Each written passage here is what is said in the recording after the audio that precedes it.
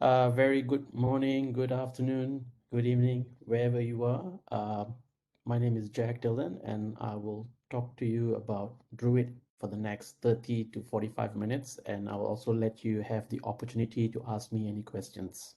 So let's get on with it.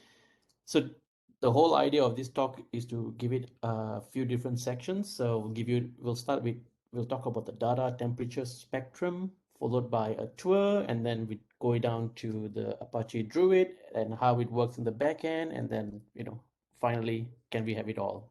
So once again, my name is Jag Dhillon. I work for Imply. Imply is the company behind Apache Druid. So let's proceed. Now let's talk about data temperature, right? Hot versus cold, right?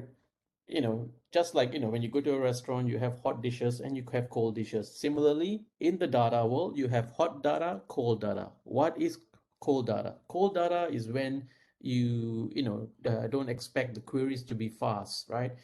When you don't expect much fresh data, right? Or you don't expect that many users. And usually, if you think about it, it's usually, well, pretty much every company has a data base somewhere. It could be a data warehouse on the cloud. It could be a database on-prem or also on cloud. And the users who are using it are usually one or two or three people within a certain team. It could be a data analyst who comes up with special reports and passes it to the business so that they can see how the sales are for the past week or the past year.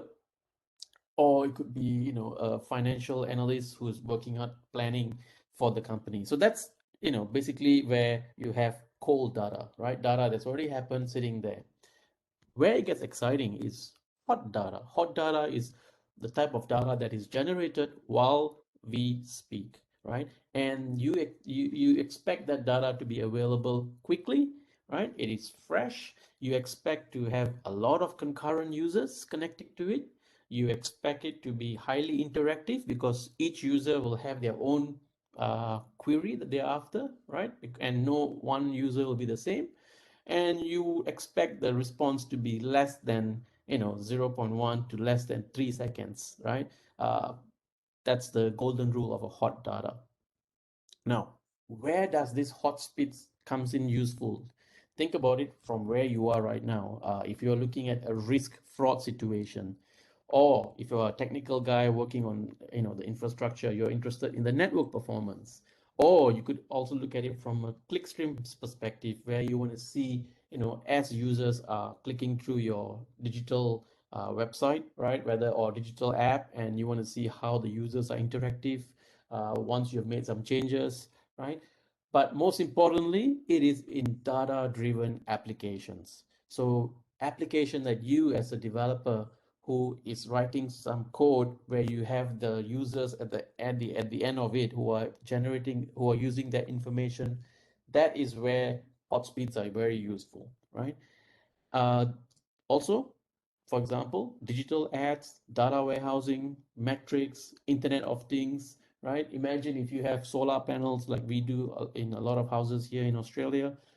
You would like to work for a company that is providing analytics for the solar panels. And imagine the users, right? And this is all real life examples I'm giving you here, where we actually have a customer here in Australia that is using, that is creating analytics for solar panels running on your housing roof. So you as a homeowner can go in and take a look at the analytics behind that, right? So that's an example of IoT use case.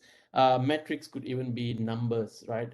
Think about where you want to have a performance of a lot of data coming in, sensors out there, right? And of course, data warehousing, right? You can imagine, right? If you're using a data warehouse to handle hot speeds, then naturally, you also want to handle a lot of information for users from the data warehouse. So that's where hot speeds are useful, anywhere where there's data. Now, real-time Olap, right? When you look at cold and hot, cold is where it's service and function focus, right? It's the audience, if you look at it from the top down, right? If you're using cold data, the most of the time the audience is someone who's a skilled, focused, knowledgeable analyst, right? And it's usually for organizational, long-term, like weekly reports, right, or monthly reports, or yearly reports, or how does it affect strategy? How does it affect compliance? That's very much cold data requirements, right? But hot is where it's decision focused. You want to know what's going on right now as we speak, right? And it's open to everyone. So think about your business or whoever you're working for. Your users could be internal or external users. Imagine your own customers that you are providing a service to are expecting you to provide them with real-time analytics. So those customers, you need to give it to them, and you will have multiple customers, right? So you need to have a platform that can handle real-time OLAP and hot, right? But at the same time, it has to be personal to that particular user, right? Whether that user is your customer, internal or external, it has to be only showing data that is relevant to that person, not especially if it's the customer. You do not want to share your customer data across other customers, right? Imagine their competitors. How does it affect that decision that that customer is going to make? How does it affect him or her and their team, right? It has to be ad hoc, right? It has to be curious, up for your curiosity as you're going through the data.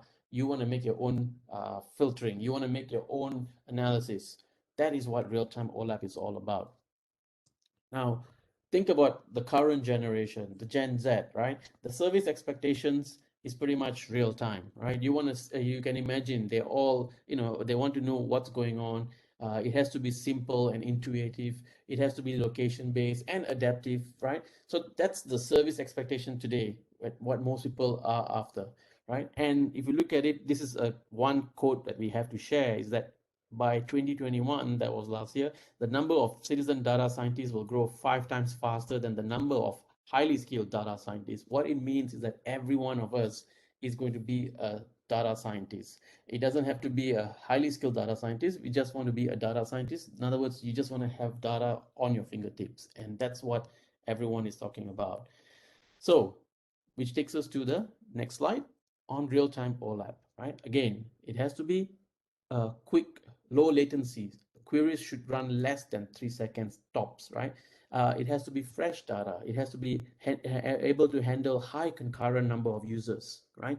Not just one or two. You're probably talking about 50 concurrent users at any one time, or 100, right? Or it could be smaller, like 5 concurrent users at any one time, right? But it has to be able to handle concurrent users, and it has to be interactive. That means those users, as you can see from these dashboards over here, those users can do their own, each user can do their own analytics, and they can, choose their own type of dashboard, and they want to choose different type of data. So a user could be the same data for a particular company could be seen by 3 people from different job functions, right?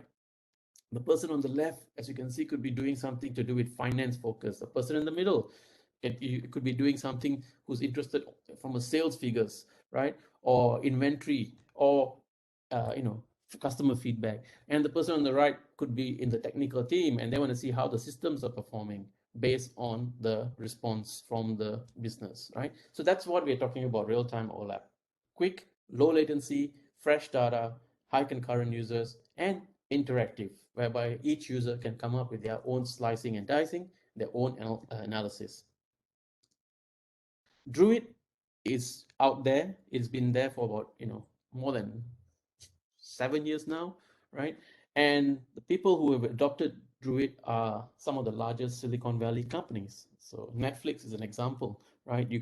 They actually wrote the blog, and you can Google this, right? Netflix uses Druid for real-time insights to ensure high quality experience. So you can just imagine you're watching Netflix at home as Netflix was rolling out, and as they are rolling out new items, for example, new updates to their app. They want to see how the users are behaving, right? So, for example, someone wants to see how what is the most popular show in a particular country at this moment in time. For example, if you go to Netflix, and there'll be one menu where it shows most popular shows right now in Australia, right? That means what they're doing is they're using Druid in the backend to see what's the real-time streams are happening and sharing it to the users. So that's an example of how Netflix is using Druid.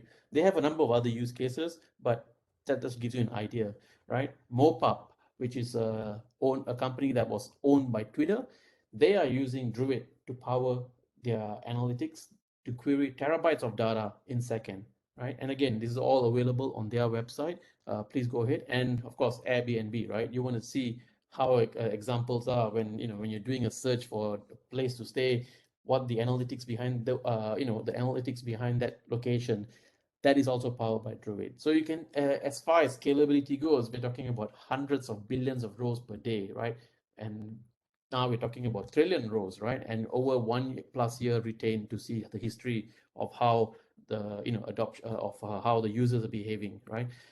And you can imagine they just grew, right? And it's gone to hundreds of servers because the data that they're growing, they are ingesting as it grows. And it's a mix of streaming and batch ingest. That's the beauty of it all when you want to see together historical and real time at the same place. So that's what some of the use cases of Druid. Now, as I said, Druid powers a lot of analytic applications. At Imply we also have a product called Pivot, right, which is a UI, as you can see on the left. Or some people, what they do is they use Druid to power their front end existing applications that they're already using for BI. For example, you could be using a Tableau or Looker or Power BI or one of the others on here, and we are powering the back end, and the front end is using us via JDBC. So that's a lot of, without you realizing it, Druid's already out there being used, and we're talking about thousands of users already out there. Now, decisions, right? When users are using Druid, they will need to make decisions. So as I said, you could be using the Lookers of the world or the supersets of the world or the Tableaus of the world. Druid is running in the back end. From a development point of view, you want to develop your apps, and a lot of users out there are already developing their apps using .NET or Angular or React or Elixir, right? What's also growing right now is data science, where you have machine learning, right? And a lot of users out there are using machine learning products out there like Spark or Zeppelin or Sherlock or Jupyter. And one of the biggest challenges that they have been facing is that it takes a long time to get the data out of their machine learning platform. Druid is used to get that data available to a lot of users at the same time, much faster. So these are examples of how we are being used out there. And we actually have a forum for you to go and read about how you can design the next generation of intelligence tools with Apache Druid. We actually have all this is available. Peter Marshall is one of our top guys. He's written a lot of information out there. So when you get the chance, you want to learn more about Druid, please go to our forum. Now, let's go next level here, right? We've already talking about the data temperature spectrum. Let's go on a tour now, right? Think about analytics architecture.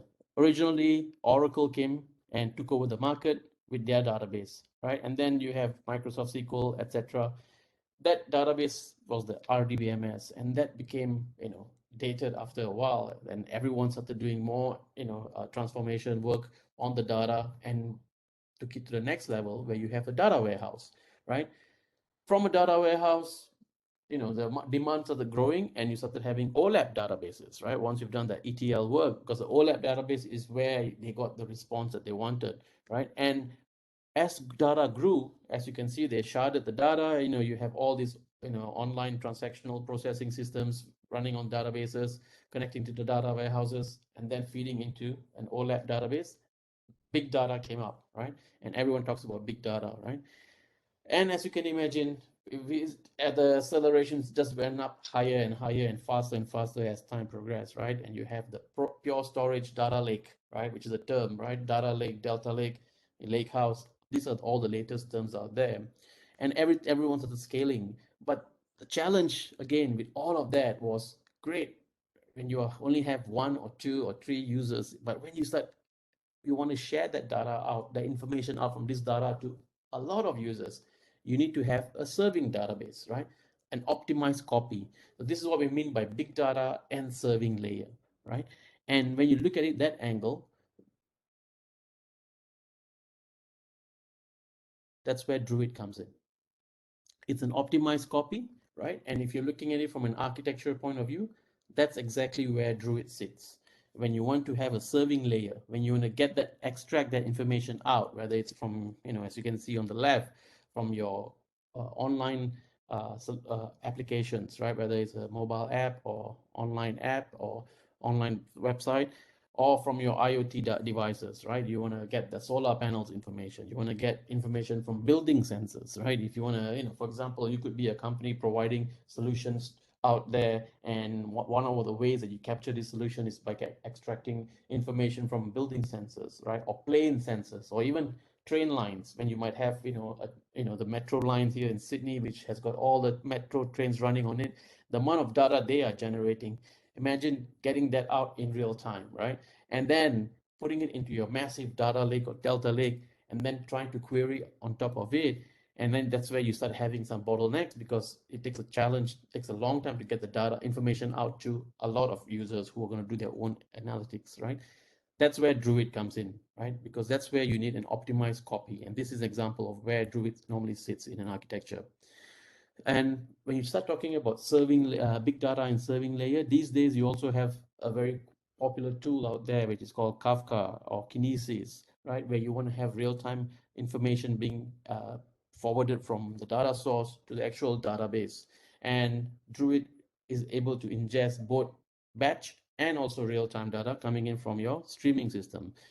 That gives you an idea of how Druid is used out there. And the whole reason behind it is so you can have, as you can see from here, you'll have the cold data sitting up here in your normal query engine, but it's when you have that hot layer data, right? When you want to have requirements to have a lot of, low latency, high cardinality, high concurrency with highly interactive OLAP data solution. That's where Druid comes in. Now, if you carry on to the next slide, analytics is all about being personal, interactive, and intuitive. That means you want the users to make their own analytics, right? You want the users to do their own group buys, right? But the users don't have to be technical. You have to give them the platform, and that's why we talk about Druid here, where you expand the audience, right? You don't need the user doesn't have to know SQL. They just need to be able to just slice and dice using their own UI, right? Whether it's a BI tool or using an Imply pivot or any other front end that they want to connect to Druid. But the whole idea is you want to expand it for users so it's easier for them to just get answers rather than waiting for specialist data analysts to come up with weekly dashboards for them. That's the power of Druid.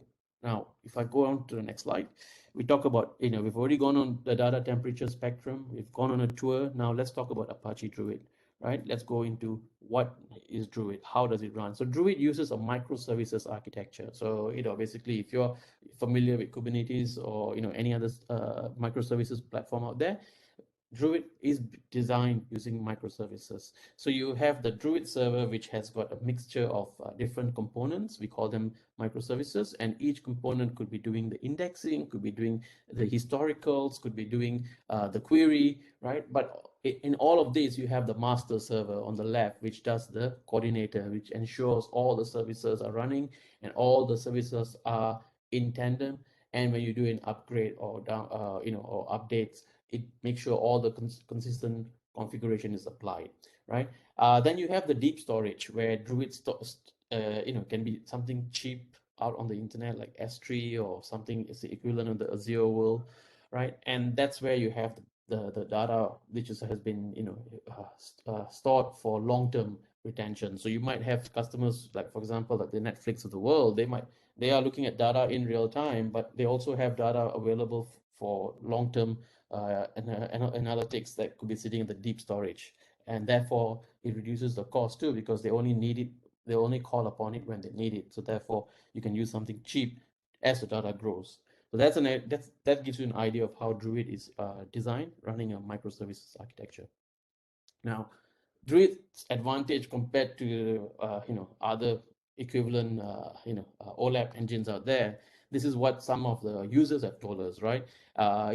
Compared to Hive or compared to Presto, it's when you start increasing the number of users, right? That's when you start seeing the faster load. I mean, I'm sure you would have seen lately, both Snowflake and Databricks are going out there talking about who's faster and why.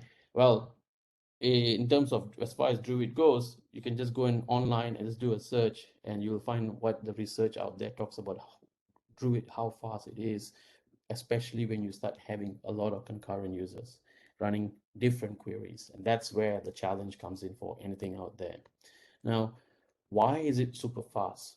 let's go into that. So when data is ingested into Druid, it's compressed, right? And then as part of that whole process, we have something called dictionary index encoding, which basically means Druid will generate a secondary index, right? And it will operate on the compressed data. So and lastly, it's a time series solution. So it will work on the late materialization. That means when you are searching for something or someone else is searching for something, you're looking at it at the time series database. So therefore, when what Druid does as part of the whole indexing process, it compresses, it creates a secondary index, and it operates on the compressed data.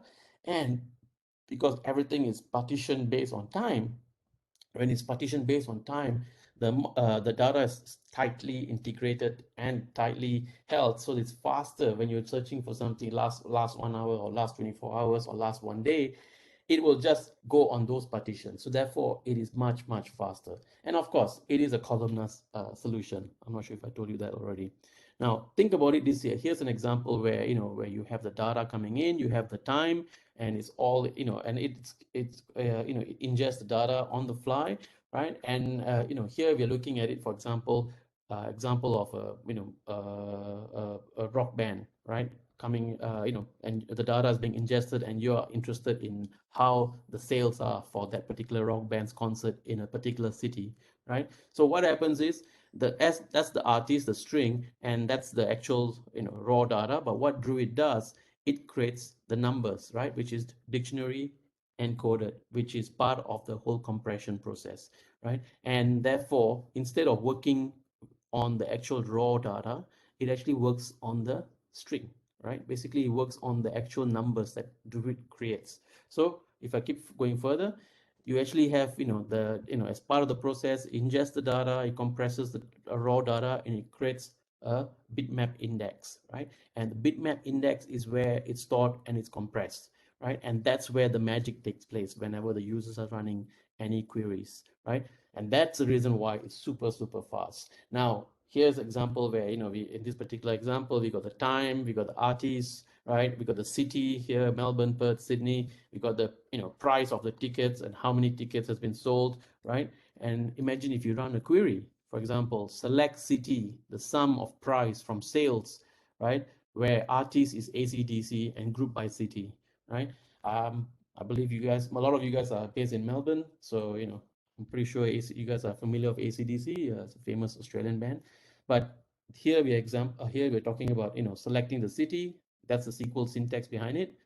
Sum the price from sales, where artist is, group by city, right? And by just looking at that I say sum the price, you can see artist, ACDC, group by city. So what it's going to do, it's going to pick up firstly the artist, right? Because it's already said artist is ACDC, so that there's already a group by there, and it's already picked up. That's number 0. ACDC is saved as number 0, and in the index you can already see, okay, it is going by rows, and it's already picked up number 0, ACDC. That's where the sales that's what we're interested in. It's done, it's compressed, right? And we can see which city are they running on, right? It's basically, we can see the city is basically Perth or Sydney or Melbourne, right?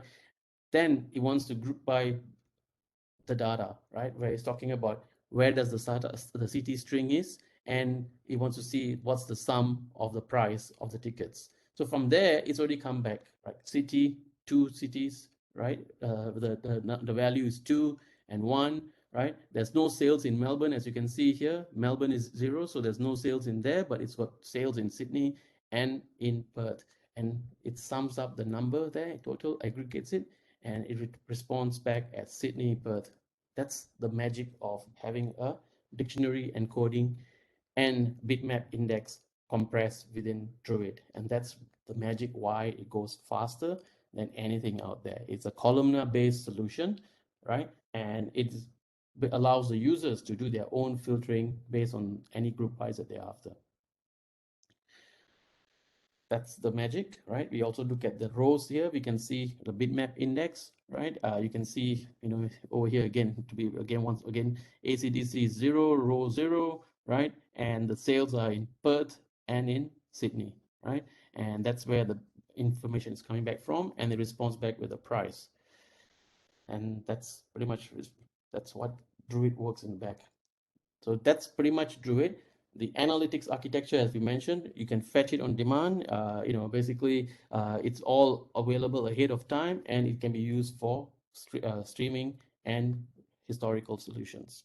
Now, this is basically talking about how if you want to have a query engine that is elastic, fault tolerant, share nothing with other users. This talks about how you can magically get that from Druid.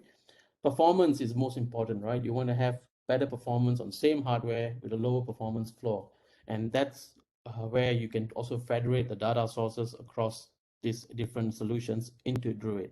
And the whole reason behind it is so you can present it to the users for real-time hot visibility. So how you can get involved? Of course, you can go and download it. It's available. Apache Druid is on our website. On the Druid website, you can get it. It's basically also available on GitHub.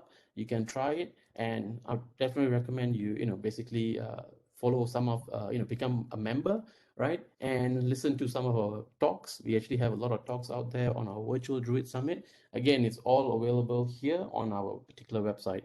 That's our on the GitHub page, the Druid code where you can download. You can also contribute if you want to, right? And basically, you also have the user forums and the meetups and the Slack group #Druid, right? Together with Druid, Twitter and the respective areas. So thank you. I'm giving you back another 20 minutes back of your time.